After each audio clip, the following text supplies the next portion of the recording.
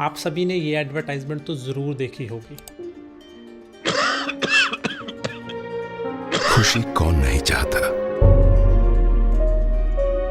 लेकिन किस कीमत पर? धूम्रपान महंगा पड़ता है। धूम्रपान आपके लिए हानिकारक है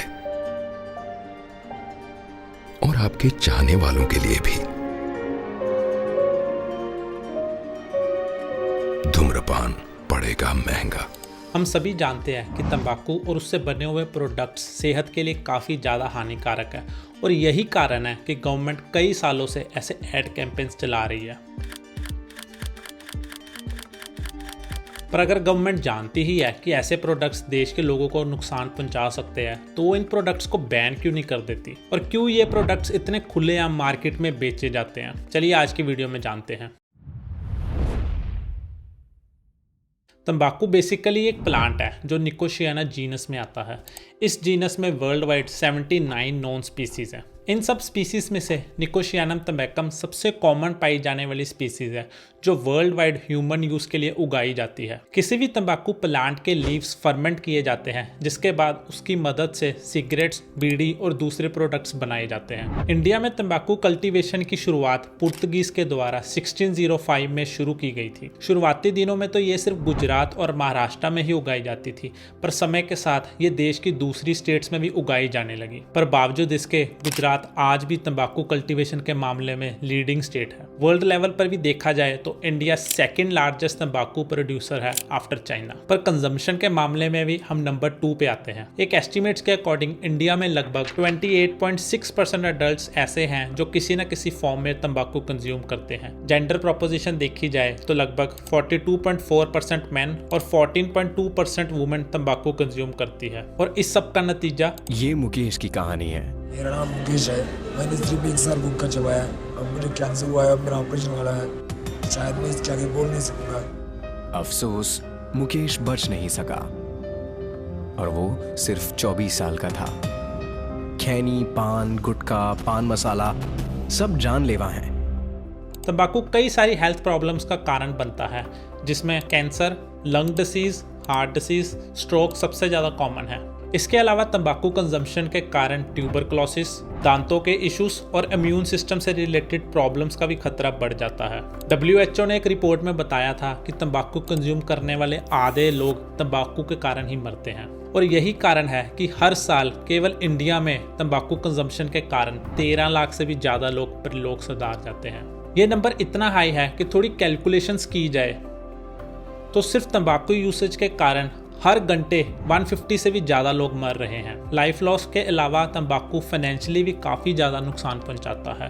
इसे खरीदने के लिए पहले पैसे खर्च करो और फिर इससे होने वाली प्रॉब्लम्स के लिए हॉस्पिटल के चक्कर मारो। 2021 में WHO के द्वारा एक रिपोर्ट निकाली गई थी जिसमें यह बताया गया था कि सिर्फ तंबाकू यूज़ के कारण इंडिया की GDP को 2017-2018 में 1% का लॉस हुआ था। सुनने में तो ये 1% काफ़ी छोटा नंबर लगता है, पर अगर इसको नंबर्स में निकाला जाए तो ये लॉस 1.3 लाख करोड़ का बन जाता है। अब 2 सवाल आपके माइंड में आ रहे होंगे। पहला कि अगर तंबाकू से इतनी सारी प्रॉब्लम्स हैं तो लोग इसे कंज्यूम ही क्यों करते हैं, और दूसरा गवर्नमेंट कुछ करती क्यों नहीं। तो तंबाकू के लीव्स में नेचुरली एक ऑर्गेनिक सब्सटेंस होता है जिसे निकोटीन कहते हैं और ये काफ़ी ज़्यादा एडिक्टिव नेचर का होता है। अगर कोई इंसान इस निकोटीन को एक बार भी यूज़ कर ले तो उसकी बॉडी इसकी बार बार डिमांड करने लगती है। यूजली देखा गया है कि जब भी बॉडी में निकोटीन एंटर करता है तो इसके कारण ब्लड ऑक्सीजन लेवल और हार्ट रेट बढ़ जाता है जिसके कारण एक टेम्परेरी रिलैक्स फीलिंग महसूस होती है। स्ट्रेस कम लगता है और मूड इम्प्रूव हो जाता है जिसके कारण चाह के भी इंसान इसकी लत को छोड़ नहीं पाता। इसको कंज्यूम करने वाले इंसान को ये पता भी होता है कि उसको ये हेल्थ प्रॉब्लम्स आ सकती हैं, पर बॉडी की निकोटीन कंजम्पशन की डिमांड को वो कंट्रोल ही नहीं कर पाता। अब बात करते हैं गवर्नमेंट की, तो ऐसा नहीं है कि गवर्नमेंट कुछ कर नहीं रही, पर गवर्नमेंट के सामने कई सारी प्रॉब्लम्स हैं। सबसे पहली प्रॉब्लम तो यही है कि वो इस तंबाकू कल्टीवेशन को रोक नहीं पाती। तंबाकू काफ़ी आसानी से ग्रो हो जाने वाला प्लांट है। ऐसी सिचुएशंस जहाँ सूखा पड़ा हो और कोई दूसरा प्लांट ना उगाया जा सके उस सिचुएशंस में भी तंबाकू प्लांट काफ़ी इजीली ग्रो किया जा सकता है। और इसी कारण इतने बड़े देश में तंबाकू कल्टीवेशन को रोकना लगभग नामुमकिन है। और यही कारण है कि गवर्नमेंट चाह के भी इस प्लांट को बैन नहीं कर पाती। और एक बड़ी प्रॉब्लम ये भी है कि जो लोग तंबाकू से ऑलरेडी एडिक्टेड है उन्हें रोक पाना भी काफ़ी मुश्किल है। अगर गवर्नमेंट तंबाकू को बैन भी कर देती है तो ये ब्लैक मार्केट में बिकना शुरू हो जाएगा। इसके अलावा तंबाकू प्रोडक्शन 3.6 करोड़ लोगों को रोजगार देती है, जिसमें मोस्टली फार्मर्स और फैक्ट्रीज में काम करने वाले वर्कर्स हैं जिनकी लाइवलीहुड इसी प्रोडक्शन से चलती है। इन्हीं सब कारणों के वजह से गवर्नमेंट ये कोशिश करती है कि किसी भी नए इंसान के लिए तंबाकू कंजम्पशन को इतना मुश्किल बना दिया जाए, उसमें इतने ज़्यादा एंट्री बैरियर्स लगा दिए जाए कि वो तंबाकू कंजम्पशन के बारे में सोचे भी ना। और ये किया जाता है 3 तरीकों से, जिसमें सबसे पहला तरीका है रेगुलेशन। इंडिया में तंबाकू एक रेगुलेटेड प्लांट है और इसे ग्रो करने के लिए या मैन्युफैक्चर या डिस्ट्रीब्यूट करने के लिए एक लाइसेंस लेना पड़ता है। इस लाइसेंस की मदद से गवर्नमेंट तंबाकू इंडस्ट्री पे एक कंट्रोल बना के रखती है। इसके अलावा किसी भी तंबाकू प्रोडक्ट की डायरेक्टली एडवर्टाइजमेंट नहीं की जा सकती।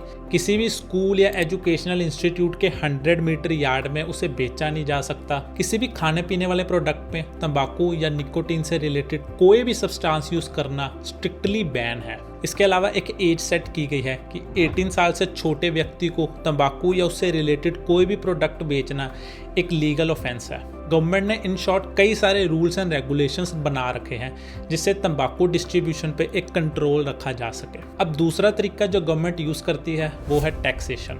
आपको लग्जरी आइटम्स पे 28% टैक्स काफ़ी ज़्यादा हाई लगता होगा, पर आपको जान के हैरानी होगी कि सिगरेट्स पे 52.7% टैक्स और च्यूइंग तंबाकू पे तो 63.8% टैक्स लगाया जाता है। ये टैक्सेशन एक बिग बैरियर की तरह काम करते हैं जिनसे इन प्रोडक्ट्स के प्राइसेस काफ़ी ज़्यादा बढ़ जाते हैं और इसको बाय करना एक फाइनेंशियल बर्डन की तरह फील होता है। इनफैक्ट एक रिसर्च में देखा गया है कि सिगरेट प्राइसेस में 10% का इंक्रीज सिगरेट कंजम्पशन में कमी लाता है। रूरल एरियाज में ये कमी 3.4% और अर्बन एरियाज में 1.9% देखी गई। जबकि बीड़ी प्राइसेस को अगर 10% बढ़ा दिया जाए तो रूरल इंडिया में बीड़ी कंजम्पशन 9.2% और अर्बन एरियाज में ये कंजम्पशन 8.5% तक कम हो गई। इसके अलावा टैक्स से कलेक्ट की हुई मनी से काफ़ी ज़्यादा स्कीम्स चलाई जाती है और उसी का एक काफ़ी बड़ा हिस्सा हमारे तीसरे तरीके में यूज़ किया जाता है और वो तरीका है अवेयरनेस। इस भारी भरकम टैक्स की बदौलत गवर्नमेंट कई सारी एडवर्टाइजमेंट्स और एड कैंपेन्स चलाती है जिससे वो लोगों को ये अवेयर करती है कि इस तंबाकू प्रोडक्ट से हम सबको दूर रहना चाहिए। इसी टैक्स की मनी से वो ऐसे सेंटर्स खोलती है जहाँ लोगों को तंबाकू से छुटकारा दिलाया जाता है। बट अब तो गवर्नमेंट इसे एक नेक्स्ट ही लेवल पे ले गई है।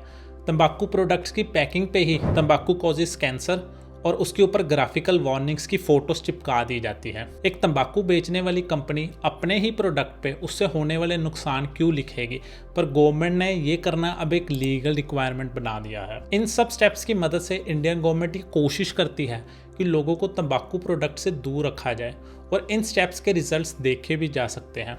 कई सारी स्टेट्स में जैसे आंध्र प्रदेश, असम, J&K, कर्नाटका, केरला, मणिपुर, तेलंगाना, त्रिपुरा में इसकी यूसेज कम हुई है। तो गवर्नमेंट तो अपना काम कर रही है, पर क्या इसमें हम अपना योगदान डाल रहे हैं? हमें अपने आसपास तंबाकू यूज़ करने वाले लोगों को इसको छोड़ देने के लिए मोटिवेट करना चाहिए। इसके अलावा गवर्नमेंट के ही द्वारा कई सारे सेंटर्स चलाए जाते हैं जहां एडिक्टिव लोगों को इससे पीछा छुड़ाने के लिए मदद की जाती है। अगर आपके भी कॉन्टैक्ट में कोई ऐसा व्यक्ति हो तो इस नंबर पर कॉल करके उसकी मदद की जा सकती है। इस बदलाव के लिए हम सबको अपना योगदान देना पड़ेगा। वीडियो अच्छी लगी हो तो अपने दोस्तों के साथ शेयर जरूर कीजिएगा और अगर आप चंद्रयान के बारे में जानना चाहते हैं तो वीडियो आपके सामने है। मैं आपसे वही मिलता हूँ। वंदे मातरम।